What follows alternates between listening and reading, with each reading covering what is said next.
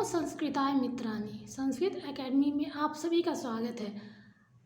हम लोग कर्ता कारक की परिभाषा और उसके विभिन्न प्रयोग को देखें। आज हम लोग कर्म कारक की परिभाषा को देखेंगे और उसके साथ प्रयोग होने वाले द्वितीय विभक्ति के नियम को देखेंगे। सबसे पहले हम लोग कर्म कारक की परिभाषा को देखते हैं, जिसकी परिभाषा है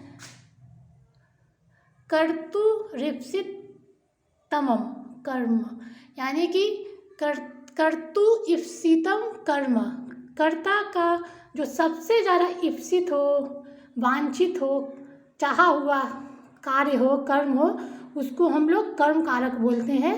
और कर्मणि द्वितीय सूत्र से उसमें द्वितीय विभक्ति लगती है। इसको हम लोग फिर से देखेंगे। सबसे पहले इस कर्म कारक की परिभाषा को देख लेते हैं। कर्तु ईप्सित तमम कर्म, यानी कि कर्म किसे कहते हैं?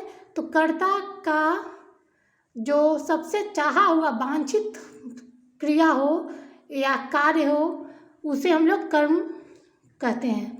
कर्ता अपनी क्रिया के द्वारा, इसकी परिभाषा इस तरह से है, कर्ता अपनी क्रिया के द्वारा जिस व्यक्ति, वस्तु या क्रिया को बहुत चाहता, अर्थात जिसे इष्टम विशेष रूप से प्राप्त करना चाहता है, आप तुम का मतलब प्राप्त करना चाहता है, उसकी कर्म संज्ञा होती है। इसके उदाहरण हम लोग देखते हैं। स ग्रामम गच्छति, इस वाक्य में हम लोग देखते हैं कि कर्ता का इष्टतम ग्राम जाना है, गांव को जाना है। उसका कर्ता जो है, उसका सबसे ज़्यादा चाहा हुआ कार्य क्या है? जाना है। और कहाँ जाना है? तो गांव को। तो गांव उसका इप्सितम हुआ, वांछित हुआ, और इसलिए यह कर्म कारक हुआ। और कर्मणि द्वितीय सूत्र से इसमें द्वितीय विभक्ति हुई। एक अन्य उदाहरण हम लोग देखते हैं। स फलम इच्छति वयम प्रश्नम पृच्छामः, उपर्युक्त वाक्यों की तरह इसमें भी वही स्थिति है कि कर्ता इच्छा कर रहा है। किस चीज़ की इच्छा कर रहा है? तो फल की इच्छा कर रहा है। तो फल जो हुआ वो कर्ता स का ये वांछित कार्य हुआ, और इसमें वांछित कार्य हुआ तो ये कर्म कारक हो गया, और कर्म कारक होने के कारण इसमें द्वितीय विभक्ति लगी। इसी प्रकार का इस उदाहरण में हम लोग देखते हैं। वयम प्रश्नम पृच्छामः, हम लोग प्रश्न पूछते हैं। तो इसमें भी हम लोगों का जो उत्तम पुरुष का बहुवचन रूप है,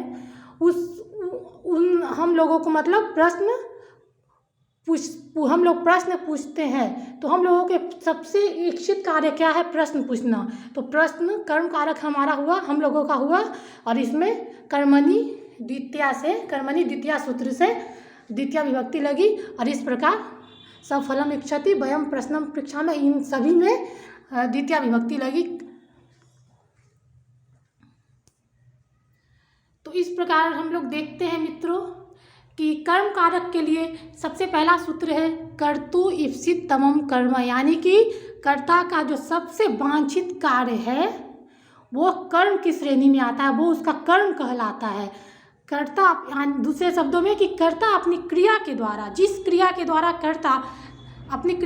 कर्ता जिस व्यक्ति, वस्तु या क्रिया को बहुत अधिक चाह रहा है, उसे करना चाह रहा है या प्राप्त करना चाह रहा है, वही उसका कर्म हुआ।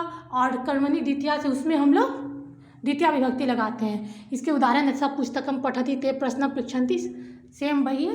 और आगे के वर्ग में हम लोग, आगे के क्लास में हम लोग देखेंगे कि कर्म कारक के साथ जो द्वितीय विभक्ति लगती है वो कौन कौन से स्थिति में लगती है, उसको हम लोग क्रमबद्ध देखेंगे। धन्यवाद।